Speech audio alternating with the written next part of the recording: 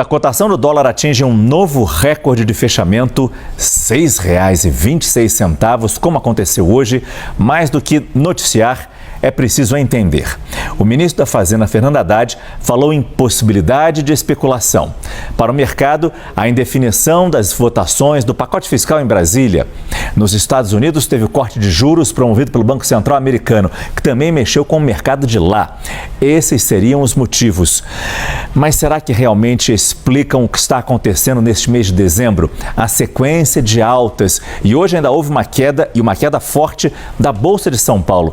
Será que é apenas especulação? Será que só isso seria suficiente para provocar esse dia terrível na nossa economia? A gente vai detalhar cada ponto desse ao longo desta edição do CNN Prime Time.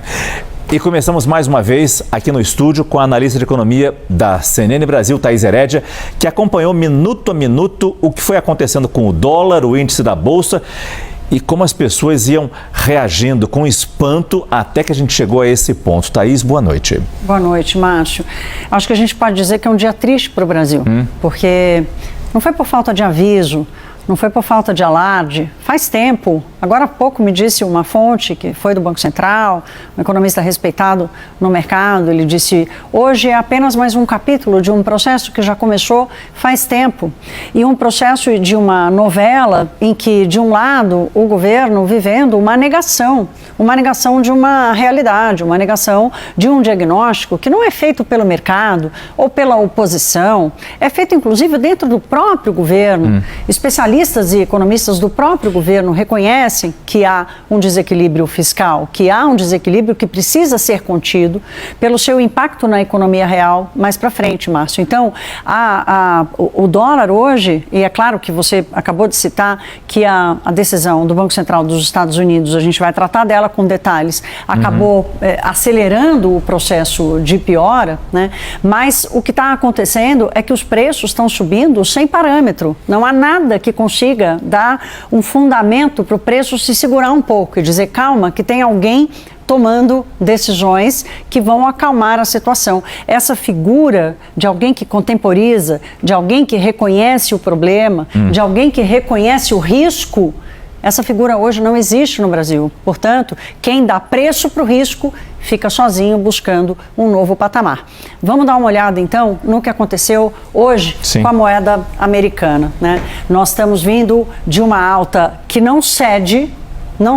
Hoje, o Banco Central não fez nenhuma intervenção no mercado, mas já anunciou para abertura, logo cedo amanhã, logo na abertura do mercado, 9 e pouco da manhã, vai vender até 3 bilhões de dólares. É uma intervenção de mão pesada do Banco Central, Márcio, mas o que pode segurar e evitar que isso chegue mais lá para frente. Então vamos começar, o dia já começou com o dólar em alta lá na pontinha, no comecinho já dá para perceber que ele dá um salto e ele vem, ainda cai um bocadinho no meio ali para o fim da manhã, até que vem o ministro Fernando Haddad. E ele faz uma declaração, dando uma entrevista, dizendo que o pacote fiscal vai passar e minimizando um pouco, dizendo, olha, a inflação está sob controle, o pacote fiscal vai dar conta de fazer, se for necessário, vamos fazer alguma outra coisa, enfim, num modo de negação, num modo de que, olha, é capaz que tenha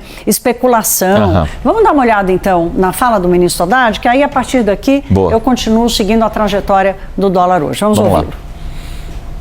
Nós temos um câmbio flutuante que, nesse momento, né, em que as coisas estão pendentes, tem um clima de incerteza que vai fazer o câmbio flutuar, né? Mas eu acredito que ele vai se acomodar, né? Sobretudo, nós temos conversado muito com as instituições financeiras, previsão de inflação para o ano que vem, previsão de câmbio para o ano que vem. Até aqui, nas conversas com as grandes instituições, as previsões são melhores do que a que os especuladores estão fazendo, né? Então as projeções são melhores. Mas enfim, o câmbio flutua, o Banco Central tem intervido, o Tesouro hoje passou a atuar também na recompra de títulos, e nós vamos continuar acompanhando até estabilizar. Mas o que ele poderia ter dito, Thaís? Desculpa, o que ele poderia ter dito que acalmasse ou que tipo de verdade, sinceridade ele poderia expor ali e que mexeria com esse mercado? A primeira coisa, a forma como ele qualificou, né? Os especuladores, são os especuladores que atendem. Essa como briga se fosse só isso. É uma briga quase que infantil, né? Porque não é isso, né? O especulador tem no mercado quando o dólar sobe, quando o dólar cai, sim, quando há crise e quando não há crise. O problema não é a especulação faz parte do mercado. O problema é como lidar com uma situação que está se transformando numa crise econômica. Então, esse é o primeiro ponto. O segundo ponto, quando ele diz assim, olha, o câmbio flutua. Óbvio que o câmbio flutua, mas ele tem que flutuar numa base muito ligada aos fundamentos da economia, aos fundamentos da situação macroeconômica do país. Portanto, se ele diz, olha, o câmbio flutua e em algum momento vai melhorar, ele diz, eu estou conversando, as previsões para o ano que vem são melhores do que... Não, as previsões para as contas públicas, para a inflação, para o crescimento, são piores que a gente do viu que no Boletim temos agora. Focus, que a gente está vendo no Boletim Focus. Não, e não só no Boletim Focus, e as grandes instituições também estão revendo para pior. Bradesco, Itaú, BTG, Santander, todas prevendo para pior a economia brasileira no ano que vem, né? E não é uma situação de que, estão prevendo assim, vão errar de novo, né? Com o dólar na altura que está hoje, é impossível, e com a taxa de juros chegando ao patamar que deve chegar, é impossível não haver impacto na economia, ainda mais se a contrapartida continua num estado de negação. A contrapartida seria? A contrapartida é o governo, né? O governo agir de alguma forma. Não, e ao mesmo tempo, 12h30, a gente estava no meio do processo de tramitação lá na Câmara dos Deputados do pacote de corte de gastos. E a gente percebe que nada disso adiantou, porque a linha continuou subindo. O dólar continuou subindo depois da fala do ministro Haddad. Continuou subindo depois da fala dele, porque também a tramitação mostrou que vai haver desidratação. O mercado faz contas para tentar chegar aos 70 bilhões de dólares anunciado pelo governo e não consegue chegar. Até que, Márcio, às 3h30 da tarde, sai a decisão do Banco Central dos Estados Unidos, uma decisão que já era esperada, uma redução de 0,25 ponto percentual, mas com um recado duríssimo.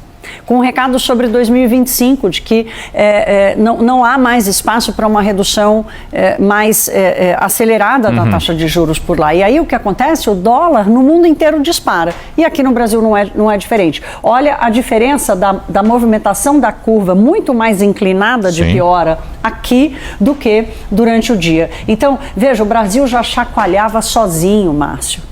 O Brasil já chacoalhava sozinho e enfrentava a sua crise de confiança quando chegou o Fed. E, assim, não é novidade que temos um cenário externo desafiador. Portanto, o Brasil tinha que estar se esforçando para se fortalecer diante de um desafio e não ficar mais frágil diante desse desafio. E nesse momento que a decisão do Federal Reserve sai, o dólar aqui no Brasil está 6,22, percebe ali. Já tinha vindo para um patamar mais alto. 6,20. Chegou a 6,27, passou de 6,27 e ali um pouquinho antes do fechamento acabou voltando um pouquinho. Ainda bem, porque o dólar futuro negociado para janeiro já estava em 6,31. Então, ou seja, amanhã, até por isso, o Banco Central toma a decisão de